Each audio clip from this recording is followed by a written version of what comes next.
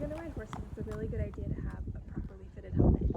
A lot of people tend to think that just the mere fact of wearing a helmet is going to protect you in the event of a fall, and while it can be helpful no matter what helmet you're wearing, it's really important to make sure that your helmet is fitted properly for the most possible protection. So I'm going to talk you through right here really quickly how to fit your helmet. The most important thing to know is that there are so many helmets out there on the market. A lot of them are really great and work really well. You definitely want to make sure you have a certified helmet. That's the most important thing. And then in addition to that, you want to actually try the helmet on. So this is not something that I recommend purchasing online. This is really something you're going to want to go into the store, try on several helmets, and find the one that fits you the best.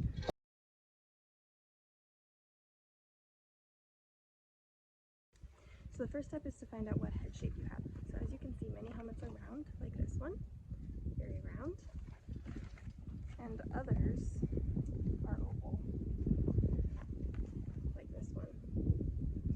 So it's important to know, first things first, which shape your head is, so that you can then go ahead and pick the helmet that will work best for you.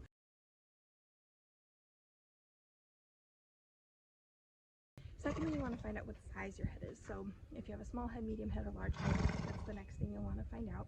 And while those little twisty knobs that come in the back of some helmets can be really helpful for minor adjustments, it's best to really start with a helmet that's already close to your head size. So especially if you have a little kid, I totally understand like going up a size so they can grow into it and twisting that knob way down, but really that's not the most safe or isn't going to offer them the most protection in the event of an accident. So it's really important to make sure that you're starting with the closest size to the rider's head, and then you're just making tiny, small adjustments with that knob.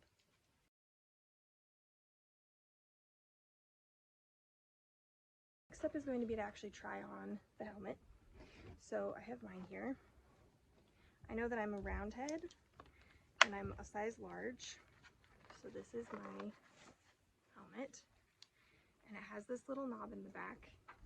So when I try it on, depending on how my hair is each day, I readjust this knob. So I'll let it out a little bit before I put it on my head, and I don't buckle these just yet.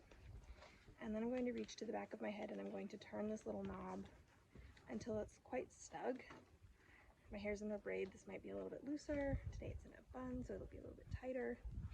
And then what I'm going to do is actually shake my head and see if this moves at all. It shouldn't change positions at all or move on my head when I shake it, even though this is not buckled. It should be able to stay on just by tightness around my head on its own.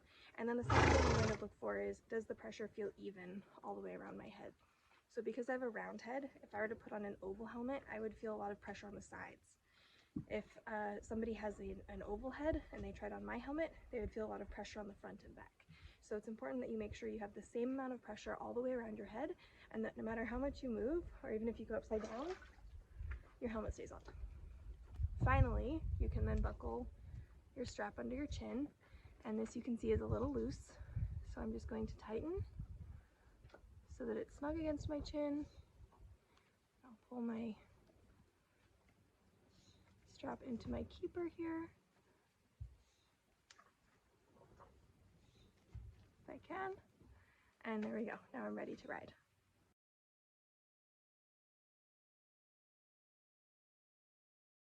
The final thing that I'd like to talk about today is something that's on the inside of my helmet, this yellow liner. This is called nips. So what this does, this is a frictionless barrier on the inside of my helmet, and the intention behind that is that if I were to fall, the frictionless liner would reduce the amount of rotational force on my head, therefore protecting my head and neck a little bit more than if that was not there. This is a lot more expensive to add the MIPS liner into a helmet, or to buy a helmet with a MIPS liner already in it. However, it can be a huge benefit to you if you have a bad fall.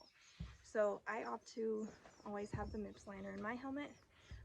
However, if you are riding exceptionally safe horses in an exceptionally safe environment, you're riding in an arena with supervision and a really skilled trainer, you might decide that you're going to wait to invest in that really expensive MIPS helmet for later on when you're in a little bit bit more of a high-risk situation.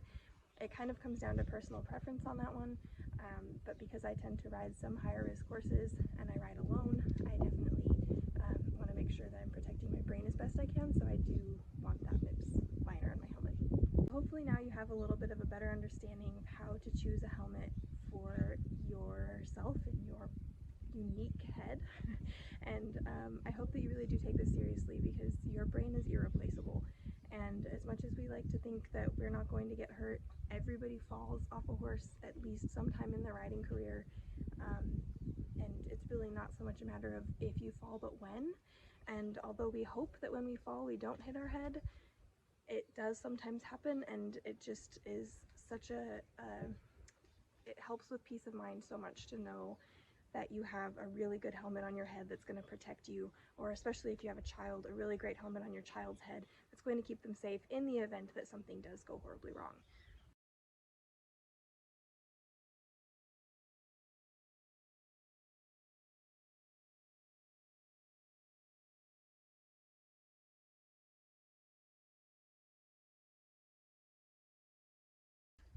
So happy trails. I hope everybody has a nice, safe, and enjoyable ride, and have a great day.